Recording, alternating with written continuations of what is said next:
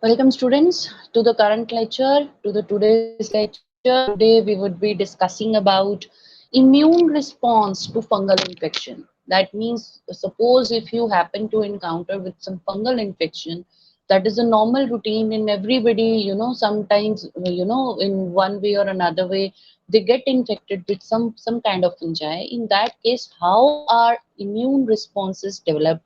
What are the cells that are very important, how our body is basically fighting against that very fungal infection.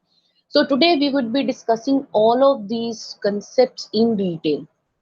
The main learning objective of this lecture is you'll be getting to understand the various underlying mechanisms that lead to activation of the immune response against a particular kind of fungi, and what are the main key players, what are the main immune cells that are involved in eliminating that fungi from our body, or you can say they fight against that very infection.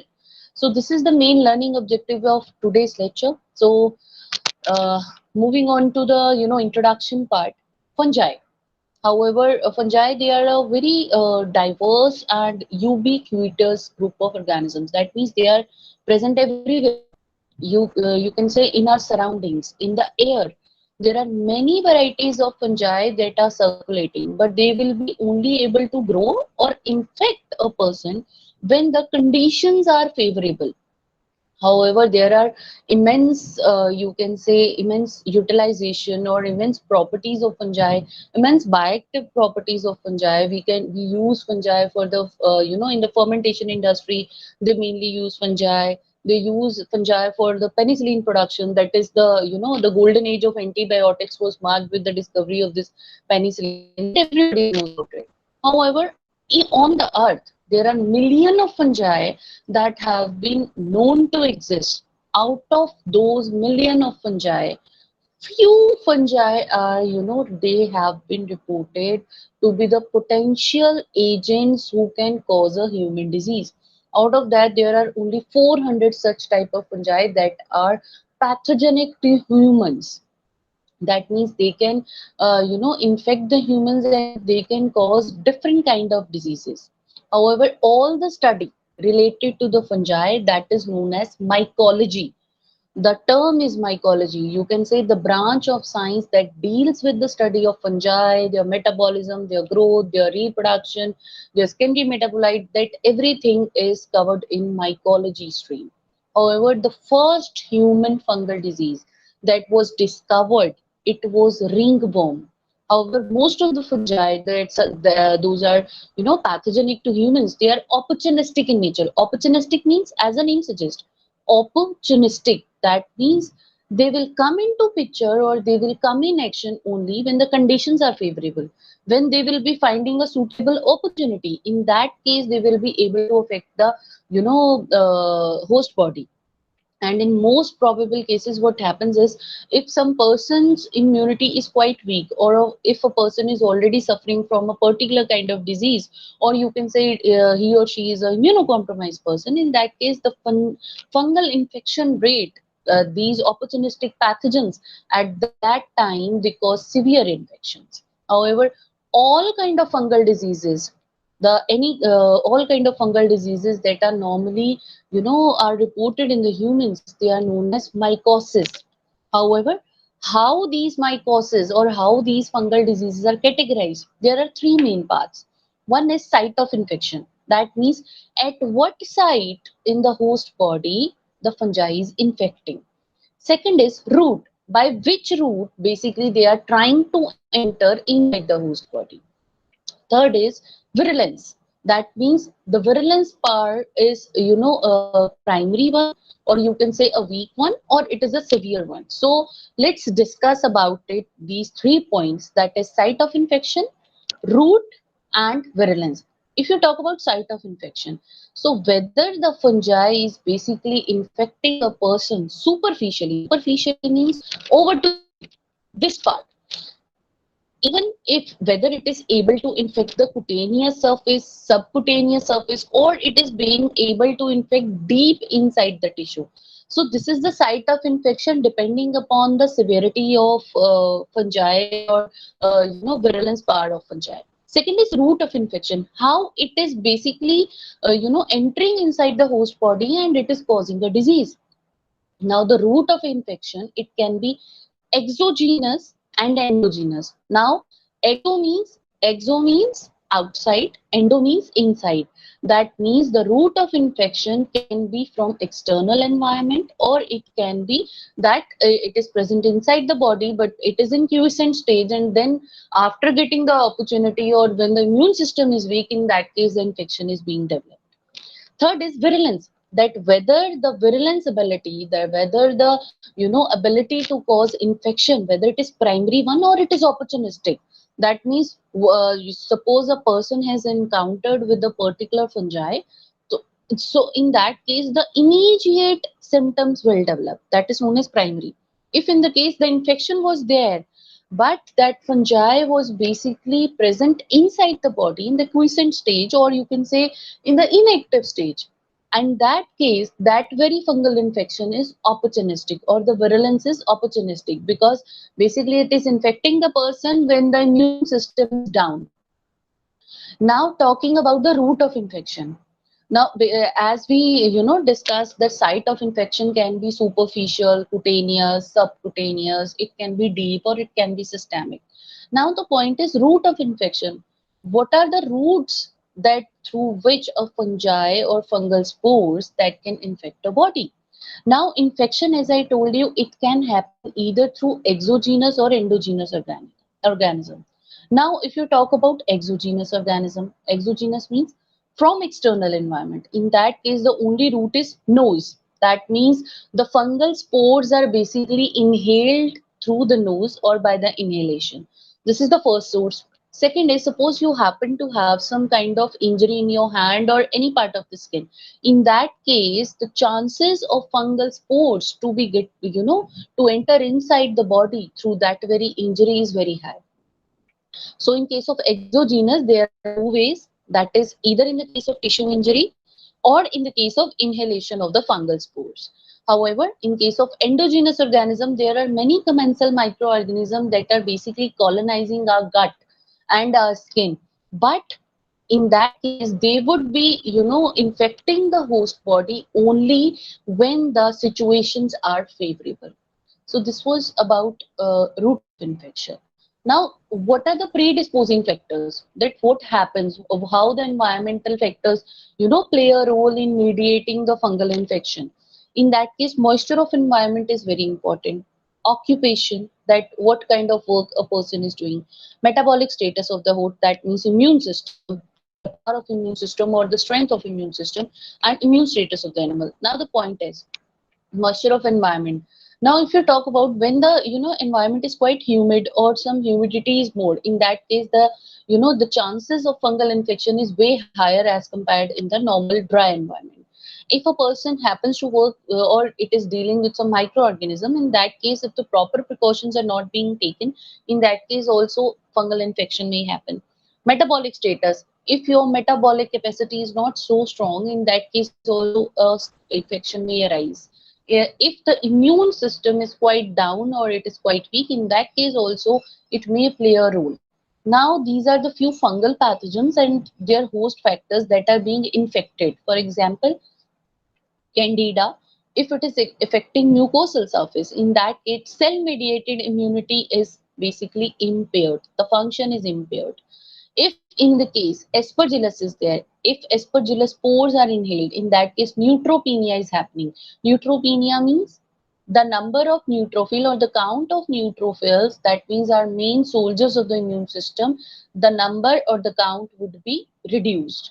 For example, zygomycetes, in that case also neutropenia is there. In that case you have to take the corticosteroids therapy. If fusarium is happen to infect some, there are many variants of fusarium. There are many species of fusarium, Fusarium solani, oxysporum, Fusarium equisetae. So there are many more, but the main function is they are basically triggering the basically reducing the count of neutrophil or our main phagocytic cell, so that they can evade the immune system.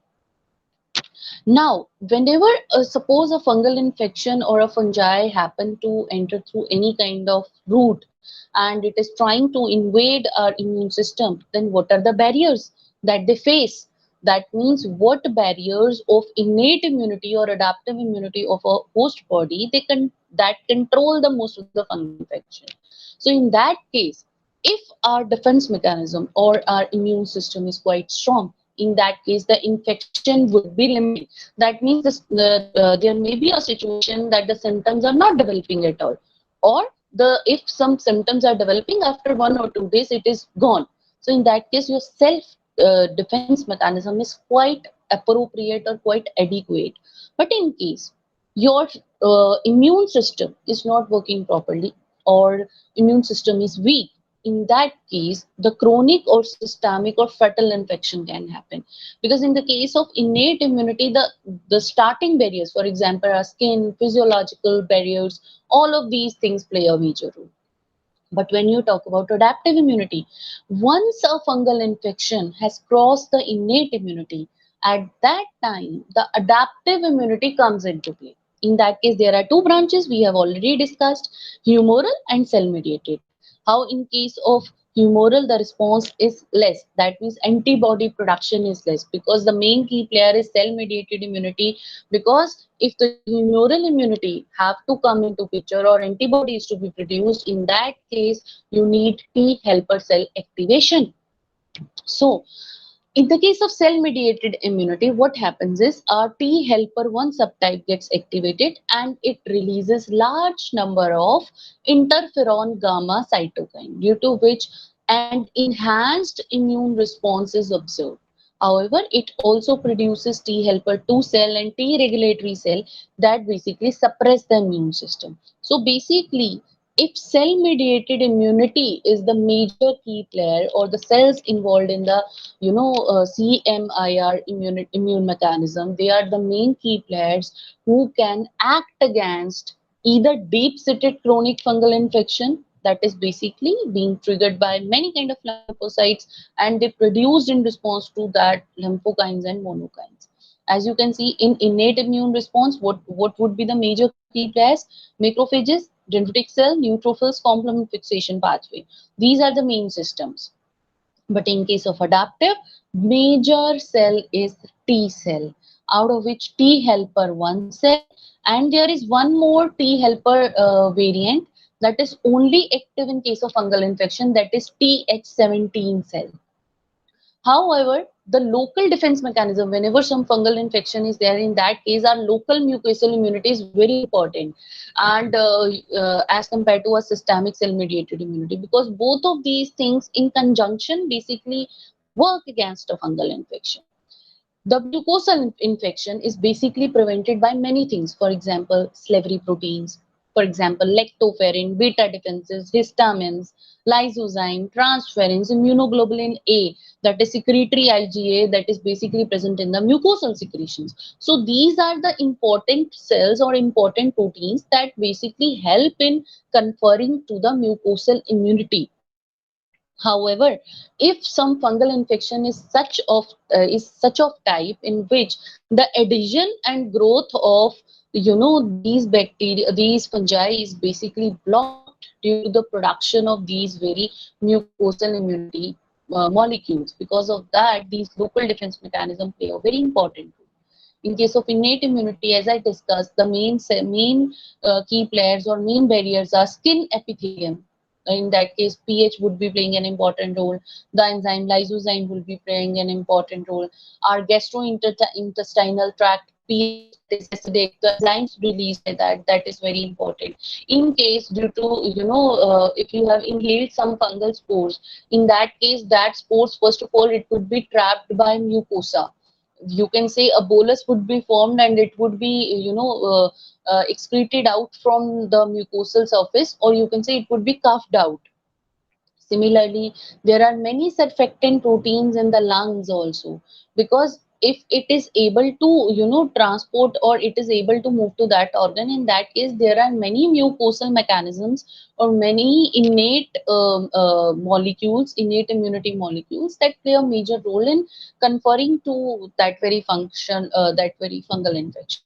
For example, in case of lungs, SPA and SPD, they prevent pulmonary infection. In case of urinary tract, the urinary outflow, and because of the slodging of the epithelial cells on the regular basis, that plays a very important role that the fungal infection is excreted out. However, there are few commensal organisms because of which the disease of candida may happen. However, you can also take a long-term antibiotic therapy so as to eliminate all these kind of fungal infection from the body. However, in case of innate immunity, the main key players, which were neutrophils and macrophages, they undergo the process of phagocytosis. Neutrophil, they basically act by raw species and lysosomal enzymes. That means oxygen-dependent pathway and oxygen-independent pathway.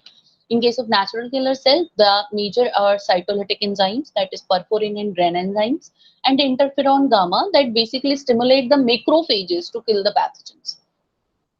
However, in case of fungi, whenever some fungi is basically entering inside the body, in that case, how our innate immune cells, they basically recognize that. Because in our previous lectures also, I have told you the concept of PAMP and PRR. PAMP means pathogen associated molecular pattern. That means those molecules which are present onto the surface of any microorganism, or the antigenic determinants that are basically present onto the surface of microorganism, which are recognized by the immune cells. Now, how the immune cells will recognize this PAMP? These PAMP are recognized by PRR, that is pattern recognition receptors. Those are present onto the surface of the immune cells. So in case of fungi, the major PAMP, that means pathogen associated molecular patterns, or you can say the major antigenic determinants or major cell surface proteins that are present onto the surface of fungi, that are either belonging to the class of beta glucans, mannans, or chitin. As you can see, O-linked mannans, in that case RNA and DNA, N-linked mannans, in that case beta glucan, alpha glucan, and chitin, beta monocytes, C3b coated beta glucan, or chitin. And depending upon that, there are different receptors that basically help in binding of these PAMP. That means the major three very important cell wall components that are present in the cell wall of fungi that act as PAMP, that is glucans, that means polymers of glucose, as you can see the structure, mannans, that means long chain of mannose residue, and chitin, which is a polymer of NAG, that is N-acetyl glucosamine. So these are the three PAMP that are present in case of fungi. Now the point is how these three PAMP are recognized. In that case, you must have some complementary PRR. PRR means pattern recognition receptors that are present onto the surface of immune cells that help in recognizing of that very fungi. So there are three types of PRR receptors for fungal identification or recognition. That is Dectin 1,2, toll-like receptors 249. Toll-like receptors, we also call it as TLR, as you can see here, TLR 249. This is the TLR that is embedded in the cell wall. Complement receptor 3, that is CR3, we mostly call it as. So these are the few PAMP and PRR. That means how a particular, suppose this is a fungal species, which is the PAMP that is present onto the surface of this fungi, and how this PAMP is recognized by which kind of PRR that is present onto the surface of immune cell. As you can see in case of Candida albicans, these are the fungal PAMPs, that is N-linked menin, O-linked menin, PLM, beta glucan, which are being recognized by TLR4, TLR2, Dectin1, TLR9. Aspergillus fumigatus, again it is PLM or some double-stranded RNA, and again it is being recognized by some toll-like receptors. Different variants are there, TLR2, TLR1, TLR6. Similar in the case of histoplasma or in the case of cryptococcus, there are different kind of PAMP and PRR that are compatible with each other that basically aid in recognition of these molecules. Now, the next important thing that confer in the innate immunity, that is complement system. Because what happens is, suppose some infection is there, in that case mostly the fungal spores, if they are conidiophores are present or some conidia are present, in that case those resting conidia, or you can say that inactive conidia, they basically activate the alternate complement pathway, in which we have, however, we have discussed this complement pathways, all the three pathways, classical, complement and lectin pathway, in detail in our previous lectures. So in that case, this resting conidia, it activates the alternate complement cascade, because of which the neutrophils will be basically, attracted to the site of that resting conidia by the chemotactic factors. And if some germinating conidia or fungal hyphae, or you can say if the fungus is growing, if some hypha is, being entered inside the body, in that case, the classical pathway of complement activation would be, activated. However, these alternative and lectin pathway, they are basically triggered by the fungal cell wall components, and the classical pathway, it is basically activated by germinating conidia or fungal hyphae. So this is the thing, as you can see. These are a fungi conidiophores. These are the immune cells. Onto the surface, you can see these are mannose binding lectins, and it will follow the lectin pathway. Now, there is an exception to it. There are certain, fungi that, so as to protect from the immune response from the host body. What they do, they cover their cell, or they cover themselves with the capsules, because of which the PRR that are present onto the neutrophils, they won't be able to recognize the PAMP. In that case, the infection may, further enter inside the body, and it can cause severe infection. Now, in case of complement system, the mannose binding proteins, they basically recognize the fungi and activate the complement cascade. These complement proteins, how they basically work, they bind to the organism. That means they coat the surface of organism, and then they cause the phagocytosis. Or you can say how they cause the phagocytosis, by promoting them to the opsonization and intracellular destruction by membrane attack complex. There are few receptors of complement proteins, that is CR1, CR3 and CR4, that basically bind to the fungal proteins and mediate phagocytosis. However, there are few more immune cells and receptors that function against the fungi. For example, collectins, that basically increase the permeability of fungal cell wall. TLR, that is germline coded. They are basically expressed onto the surface of macrophages, some B cells, T cell, endothelial cells. Major types are TLR2 and 4, and which are basically, triggered by few cytokines, that is interleukin 10, interleukin 1 alpha and 1 beta, and they are only produced if some fungal spores are, enter inside the body. In that case, these receptors, they get activated. However, there is another type, protease activated receptor. That means sometimes many protease enzymes are released in inflammation, due to the inflammation caused by the fungi. In that case, these protease activated receptors, they get activated. However, there are few soluble receptors that basically act as opsonins also.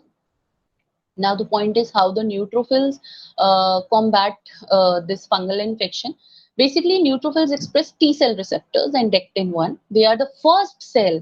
They are, they are the first kind of cells that are recruited by the immune system against any kind of fungal infection. And they in turn recruit other cells. That means, first of all, the neutrophil will reach to the site of infection, and they will send a signal to other supporting cells that they shall also reach the same site, so that the infection may be catered. However, they limit the fungal growth by two mechanisms, that is oxygen dependent and independent. In oxygen dependent mechanism, reactive oxygen species and reactive nitrogen species, the intermediates produced by them are the major key players, because they attack onto the nucleic acid and they bring about the lipid peroxidations. And in case of oxygen independent, various lytic enzymes, they bring about degranulation, and because of those release of cationic peptides, lysozymes, cytokines, defensins, chemokines, they basically kill the fungal species. So the essential host defense that is imposed by the neutrophils, they are first of all that cater the kind of infection or kind of fungi is Candida, Aspergillus, and Fusarium.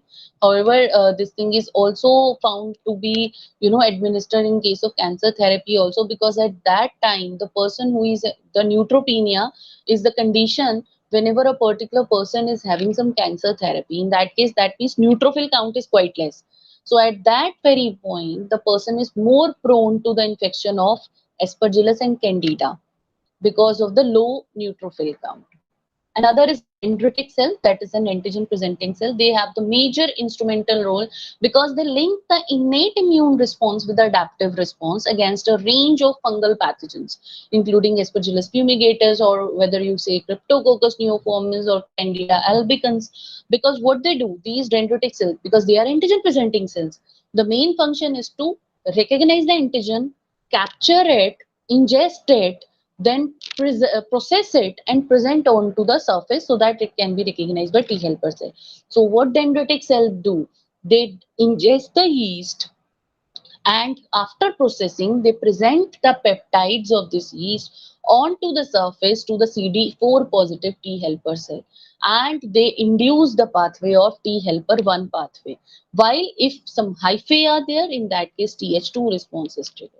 However, in case of dendritic cell, there are two types of receptors that are responsible for the recognition and capturing of fungal pathogens, that is Fc gamma R receptor and Mannose receptor. They basically help in the capturing of it and presentation to the T cells.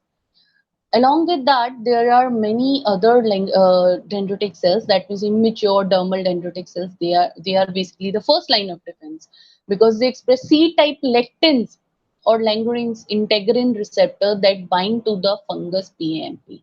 And these immature dendritic cells, they basically ingest the fungal pathogen and they release a certain cytokines in response to that, and they kill the fungi by respiratory burst, because the main function is to capture and process the antigen and express both the MHC class 2 molecules as well as some co-stimulatory molecules, and then they migrate to the lymphoid organs and they secrete certain cytokines that are required to initiate the immune response.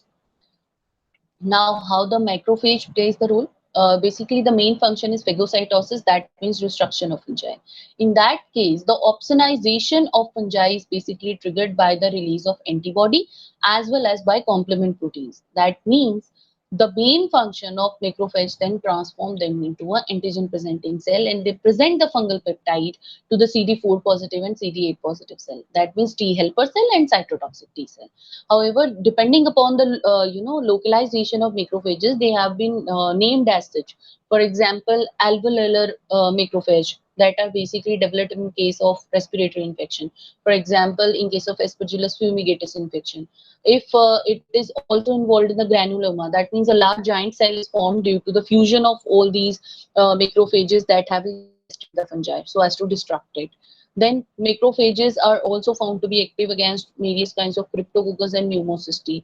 Neutrophils, they have been found to cater Candida albicans and Aspergillus fumigatus. That means all of these phagocytic cells, they are playing a very important role in providing defense against many kind of fungal infections, whether it is Candida, Aspergillus, Zygomycetes, or however their severity even can be reduced. Even they have developed into some granuloma diseases also.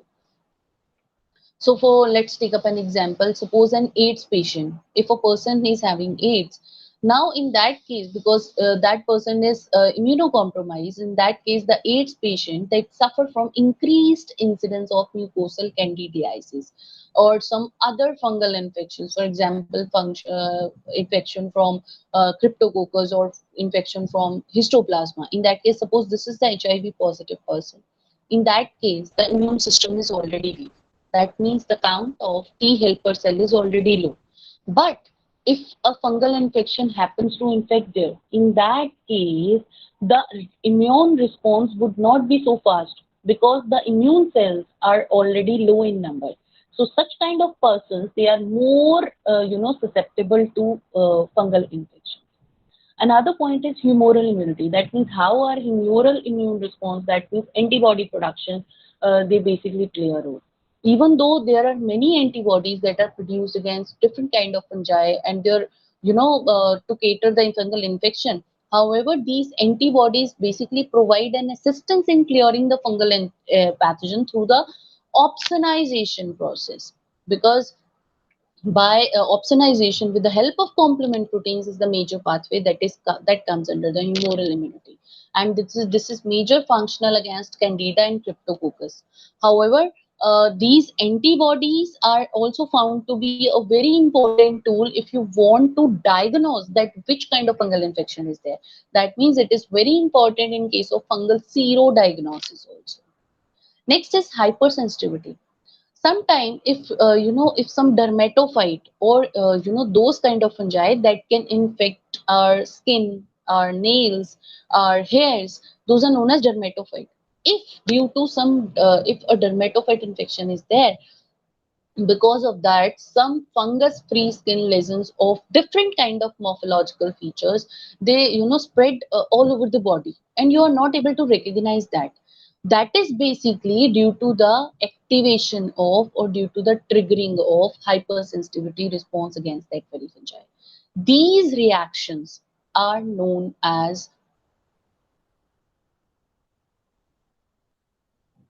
These reactions are known as ID reactions. Now, however, these kind of reactions are normally observed in case of some candida infection, as inflamed, a very inflammatory boggy lesions of scalp called the keroin may develop due to the strong response against that very dermatophyte. However, in certain kind of fungi, granuloma formation is happening due to the delayed type hypersensitivity response. However, some of the fungi, they are more significant allergens to humans. That means they cause certain kind of allergies or type 1 hypersensitivity reactions in case of humans. For example, allergens being, it can be spores, it can be conidia, it can be hyphae, or it can be any fungal product. Because after inhaling those spores, you may have encounter some allergic pulmonary diseases, or farmer's lung, or some maple bark stripper's lung, or bronchial asthma. That is basically due to the type 1 or type 3 hypersensitivity reaction. Because you must have heard about it, whenever some people are more if they are suffering from asthma, they if they get themselves tested, in that case there is a complete list in which it is listed, yes, you are allergic to these things. In that case, certain plants or certain fungi are also listed whose spores are basically can cause severe asthmatic condition or hypersensitivity response. So basically, it is due to expression of T cell mediated immunity to the fungi that will include DTH, that is delayed type hypersensitivity, contact allergy, and chronic granulomatous reaction. So if sub invasion of fungus is there, then the first step would be recognition of those fungal PAMP through PRR. It can be dectin 1. After that, interleukin 23, that is a cytokine, it would be released that will activate the T helper 17 cell in response to interleukin 17. Now, it can lead to two pathways. One is acute inflammation, and it will activate the neutrophil. These neutrophils then will trigger the pathway of phagocytosis. Now, what happens is whenever some response is coming against a fungi, strong T helper one cell response, they lead to the production of large amount of interferon gamma. This interferon gamma is basically required if the macrophages is to be activated. However, these macrophages then they undergo the process of phagocytosis and they provide the protection. What happens is when this strong macrophage activation is happening, in that case, and another important cell is T helper 17 cell. This T helper 17 cell is the major cell that plays a very important role to modulate the immune response against any kind of fungal infection. That is this T helper cell. Now, how it is generated? From where it is coming from? Basically, this T helper 17 cells are generated when naive T cells, that means the T cells which are not differentiated or the clonal expansion is not there. When the naive T cells, they are activated in the presence of interleukin 6 and tumor growth factor beta. Now, what happens is, suppose This is the fungi, as you can see, these are the spores. This is the dendritic cell, which is basically recognizing these fungal spores with the help of TLR2. If it is being recognized, in that case, it would be producing interleukin 6 and tumor growth factor beta. Now, when it will be producing this activated macrophage, when it would be releasing this interleukin 6 and tumor growth factor beta, this T helper cell, it will differentiate into T helper 17 cell. And this T helper 17 cell is basically providing an immense role in catering the fungal infection. That means if some fungal infection happens to be there, or if a fungal is trying to invade the host body, in that case, the cell mediated immunity, that is the major immune response a host can develop. For example, we are again discussing the two types. For example, this is an healthy animal, this is an immunocompromised or immunosuppressed animal. As you can see, in the case of healthy animals, there can be surface infection, you can see the superficial infections, or there can be the pulmonary infection. Now, in case of surface infection, what is happening? Either if the surface infections are there, in that case, natural killer cells will get activated and it will trigger the process of phagocytosis so as to clear the fungal material. However, if some pulmonary infections are there, that means the fungi has entered inside the body. It is not superficial. It can cause severe disease. In that case, there are two pathways. One is the naive T cell, it will differentiate into either T helper 1 or it will differentiate into T helper 17. Now, if it has been differentiated into T helper 17, it will lead to acute inflammation, and after that the fungal destruction would be happening due to this T helper 17. However, in case of T helper 1, the strong T helper 1 response would be coming and the granuloma formation would be happening that will lead to the fungal destruction. However, this is happening in the case of healthy animal when the immune system is apt or immune system is properly working, or you can say the defense mechanism is adequate. However, in the case of immunosuppressed animal, when the immune system is already down, when the immune cells are not proper or their count is quite low, in that case, if some infection is there or some fungal infection happens to enter inside the body, in that case, this response, this T helper response is not triggered and it can lead to disease. However, there are many fungi that are, they evade the host immune mechanism also. For example, Candida albicans. Because if this is a strong mechanism of our host body, how we encounter the fungal infection, why the fungal infections are happening in humans? Basically, because there are many fungi that can evade the host system, host immune system. For example, Candida albicans.